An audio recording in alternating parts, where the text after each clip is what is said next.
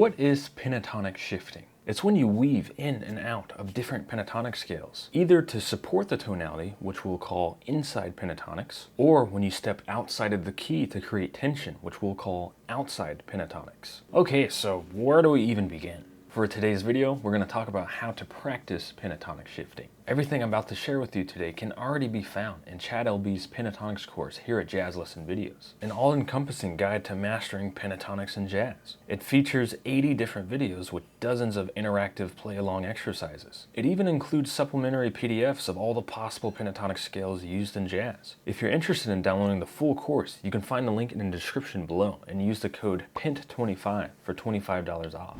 Okay, let's start from the very beginning and work our way up. You probably already know what a pentatonic scale is. It's a 5-note scale made up of stacking perfect fifths 4 times. Then we arrange these notes to their closest neighbor to span within 1 octave. This resulting scale is known as the C major pentatonic scale, giving us the 1, 2, 3, 5, and 6. Nice. Well, if we played this same scale, but start on A instead, we'll get a slightly darker sound. This is known as the A minor pentatonic scale, as it gives us the 1, flat 3, 4, 5, and flat 7. And finally, we should also be familiar with the dominant pentatonic scale, where it's almost the same as the major pentatonic, but we'll replace the 6 with a flat 7 instead. John Coltrane used that one all the time. Awesome. There's many more pentatonics to discuss, but that would make this video an hour long. Chad LB does cover all of them in his course if you're dying to know the rest. But for now, let's go ahead and move on to inside pentatonics. What are inside pentatonics? Well, let's take a C major 7 chord. If this is our 1 major 7 chord, the chord scale would be the C major scale. Now let's hunt for all the pentatonic scales that are already found naturally inside of this major scale. The most obvious would be the major pentatonic from the root, C major pentatonic. Nice, this is considered an inside pentatonic. Are there any more in this chord? Absolutely. We can find a minor pentatonic scale from the 3rd, E. This E minor pentatonic scale has us playing the C major 7s 3, 5, 6, 7, and 9. All fantastic note choices for this chord. Are there any other inside pentatonics for this chord? Indeed. There's another one from the 5th, the G major pentatonic. This will give you the C major 7s 5, 6, 7, 9, and 3. A great set of pitches for this chord. Are there any more inside pentatonics? Well, yes, there's one more good option. The A minor pentatonic found from the 6th.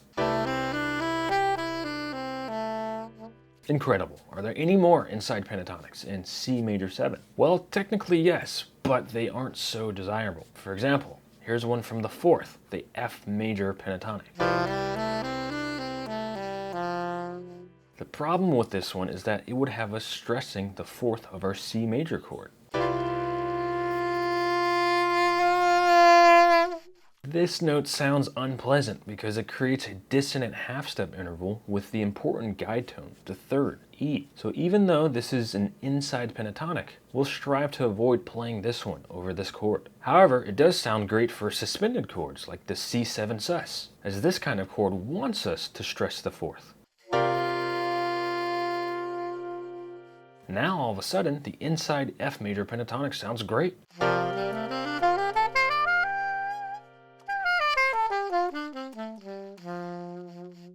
So in total, we have 4 viable inside pentatonic choices for just the major 7 chord. Major pentatonics from either the root or the 5th, and minor pentatonics from either the 3rd or the 6th. There's a multitude of other choices for each of the other chord qualities, which Chad LB's Pentatonics course has already completely laid out for you, and provides plenty of exercises to develop fluency in all of them. Alright, now that you understand inside pentatonics, what are outside pentatonics? Okay, let's go back to that C major 7 chord with the chord scale of C major. Let's go to the 2nd degree D. Now let's build a major pentatonic scale from it. Whoa, what happened? We ended up adding a new note that's not inherent to the scale. the sharp 11. This takes our C major 7, but implies a C major 7 sharp 11, which is indicative of the C Lydian mode.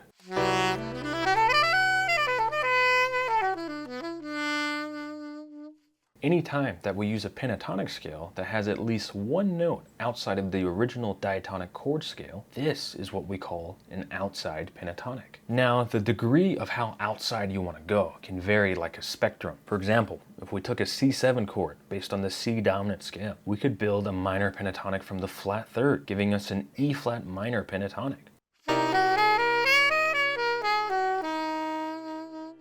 Whoa! Only one note here is related to the C dominant scale, the B flat, aka the flat 7. Everything else will give you the sharp 9, sharp 11, flat 13, and the flat 9. But also, once you look at that, all these notes belong to a C altered scale, which implies a C7 altered chord. And this scale is the 7th mode of the D flat melodic minor. This is a pretty popular, well-established sound in jazz. Let's see all this being put to use. Let's take a 2-5-1 in F major. For the G minor 7 chord, we'll use an inside pentatonic. How about G minor pentatonic? Then for the C7, let's use that outside pentatonic choice, E flat minor pentatonic. Then for F major, let's use an inside pentatonic from the 3rd, A minor pentatonic. Let's make up a phrase utilizing this framework.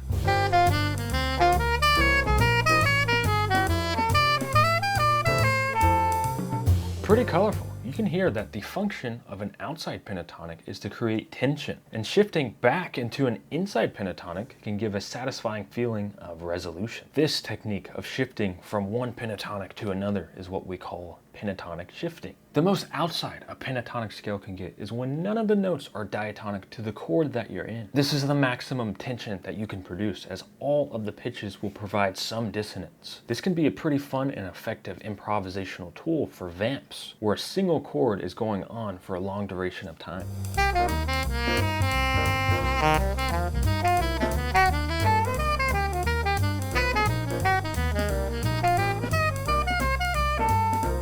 What's a good method to practice this sort of extreme form of pentatonic shifting that enables us to this sort of hyper-modern sound? I'll show you one that comes directly from Chad LB's Pentatonics course. We're going to take a measure-long pentatonic shape, like this one here. Then we're going to practice walking it up in half steps.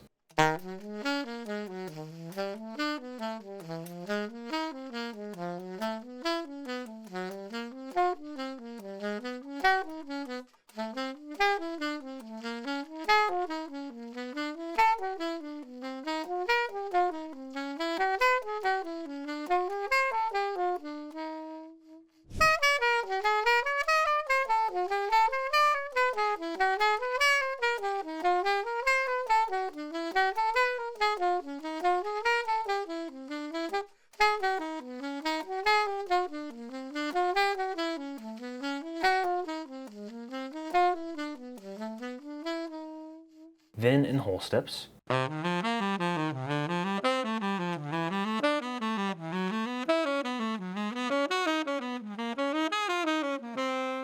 Descending, 1, 2, 3.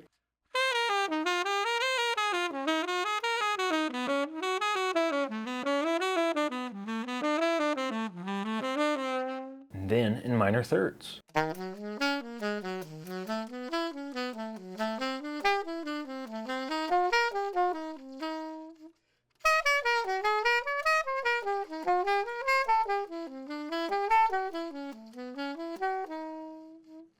Awesome! Once you have a handful of pentatonic shapes and patterns that you can sufficiently do all these steps with, you'll have developed a strong sense of fluency and instinct to shift in and out of pentatonics at will through your improvisation. After that's achieved, Chad shares with us in his Pentatonics course 3 ways to pentatonic shift. The first way is through shifting through inside pentatonics, which we already discussed at the beginning of this video. The second way is shifting with a common tone. This is where you will switch to another pentatonic scale by starting on a note that both of those pentatonic scales share. I'll show you an example. Here's an excerpt directly from Chad LB's Pentatonics course entitled Shifting with Common Tones in B Flat.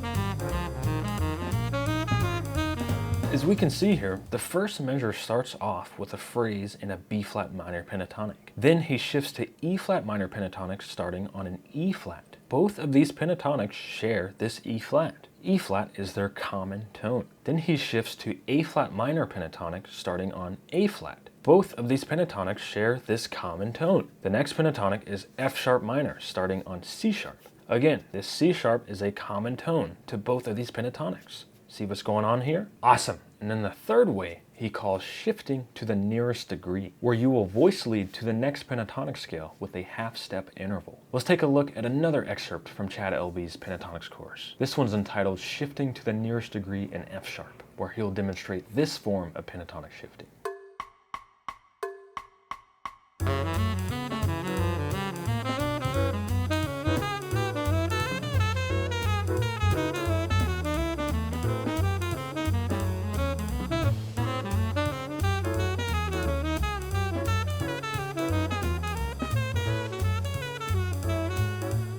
Let's observe this technique at play.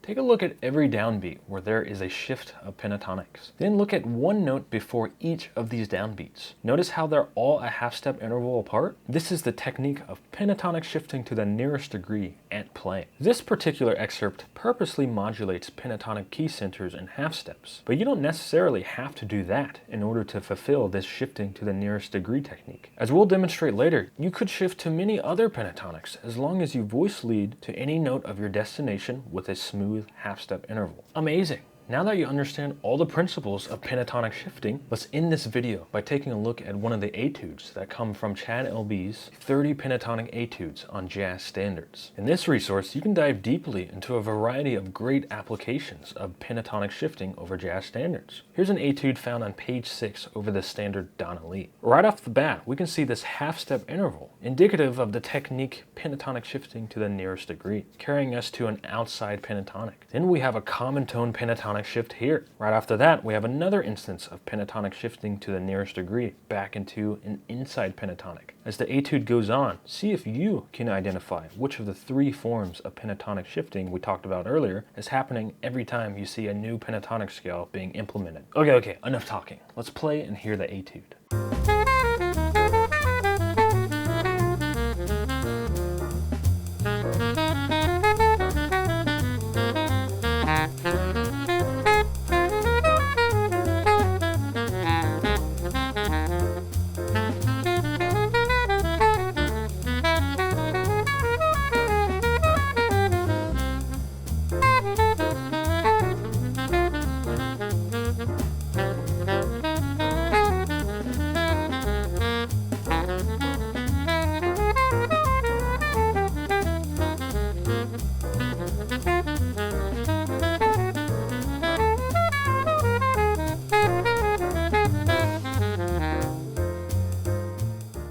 Alrighty everyone, that concludes today's video. I hope this helped, and again, if you are interested in downloading the full Pentatonics course by Chad Elby, don't forget that you can use the code PENT25 for $25 off. Thank you all so much for watching, and please consider leaving a like and subscribe and comment below as it helps this channel grow. I'll see you all next time.